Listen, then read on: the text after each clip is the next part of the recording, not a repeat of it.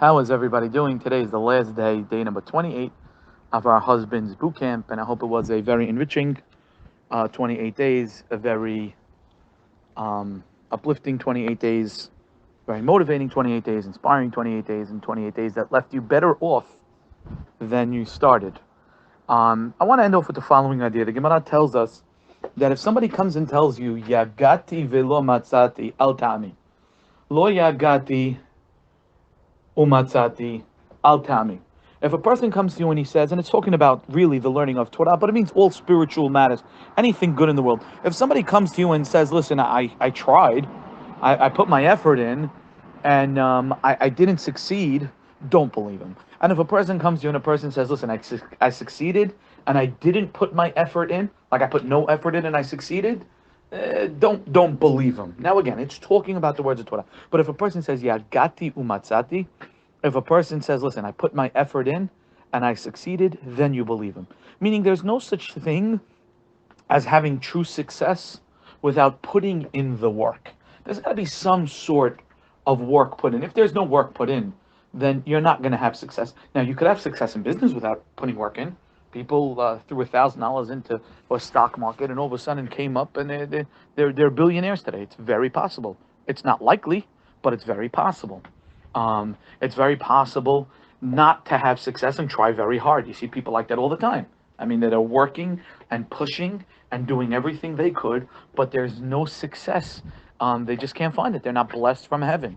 That's in worldly matters. In worldly matters, you could try, you could push, and maybe unsuccessful, and you cannot push, and you're not going to be successful. Again, it's usually not like that. Usually, hard work correlates to success. Usually, a lack of hard work correlates to no success. But it doesn't have to be. It's not a guarantee that way.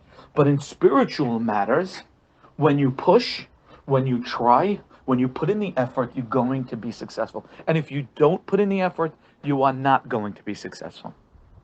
These 28 days is almost opening up 28 or 27 now awarenesses, cans of worms, different pathways that we could go on to go ahead and try and push to open up our minds and tell us, you know what, it's not all my wife. And that guy across the street looks like things are great and he's having a good life with his wife, but maybe it's not true.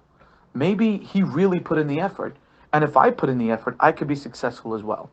So many people told me through this boot camp, Rabbi, I would do it, but it's Rabbi, it's really hard. It's really hard. One person told me last night, he said, Rabbi, it's like 27 hits on the head.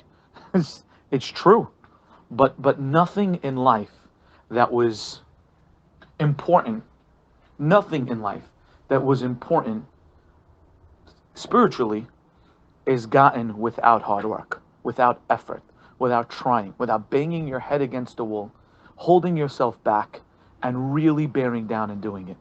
You know, it says, and we spoke about this Gemara before, Ish v'ishto, a man and a lady that have peace between them, God is between them. Your kids come out way better when you have Shalom Bayit. A kid that grows up and doesn't feel confident and comfortable with his parents' relationship grows up anxious, grows up scared, grows up like the world's going to fall out on top of him, grows up with less self-esteem and less self-confidence than one whose parents get along. You always want to keep your children close to you.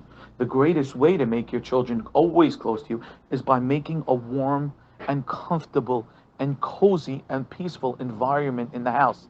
And that starts with you and your wife. Plus, when parents argue, they can't agree on which way to go with the children, which way to take.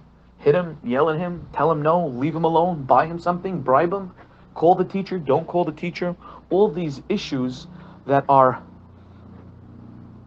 results of bad Shalom Bayit. But when husband and wife get along, they agree on a path, they take it, and the children naturally come out better.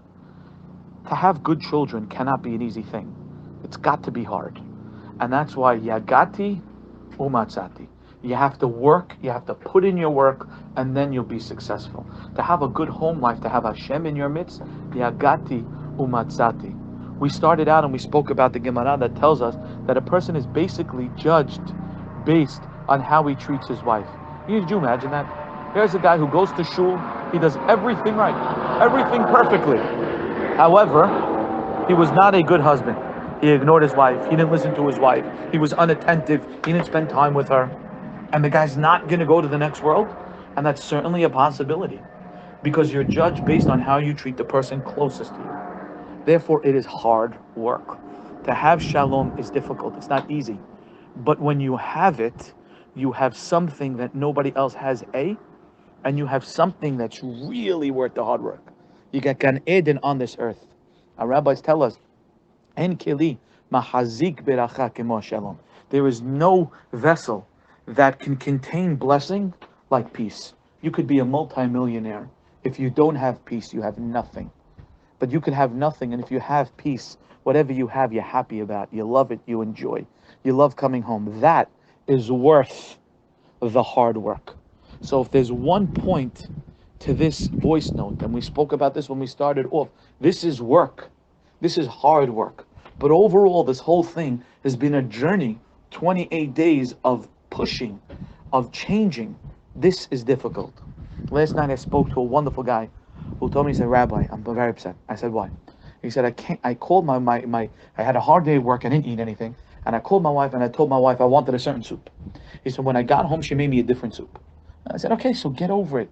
He said, Rabbi, you don't understand. It's like the one thing I ask, you can't do. Now, on one hand, the wife is wrong. There's no question. Your husband asks you.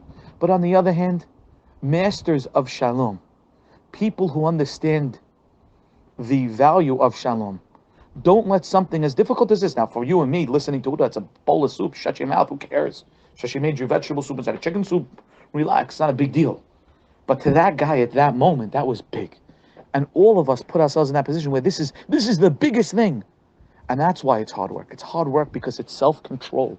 But when you look at it from a distance, is it really self-control? Or is the issue not so big? It's not really worth it. When you look at it from a distance, another person will tell you, that's what you got mad at your wife for. Who cares? Deal them. It's not something, it's not worth getting angry. But to us, this is big, this is important, this is serious. So the idea is that yes, it's a very, very, very, very, very hard work. And that's the point here. But it's all worth it, A, and B is if we look at it from a distance, we would actually see that anything that's worth fighting over with your wife is not worth fighting over. It's stupidity. It's a bowl of soup. It's dumb. And we spoke about before that the biggest things that the couples argue about is stupid things like hair on the toilet and in the bathroom and changing the channels, which show to watch. I mean, those are stupid little things that are breaking up marriages. But even bigger things than that are stupid. Paying the bills, not paying the bills, she spending money, not spending money. It's all in the realm of things stupid when you think about the value at the end of the day of having the Shekhinah, God's presence in your home, having the next world, and having good children. I wish you guys a lot of luck.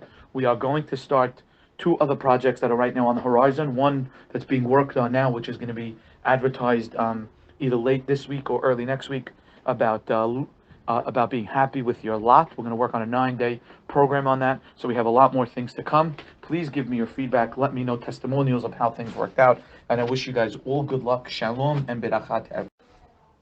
Day 28 task. And it's an interesting one, and it's obvious.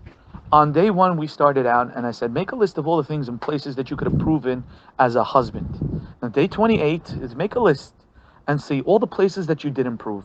Look at your progress over the last 28 days, where you got better. Be'ezrat Hashem, that'll bring you to better things.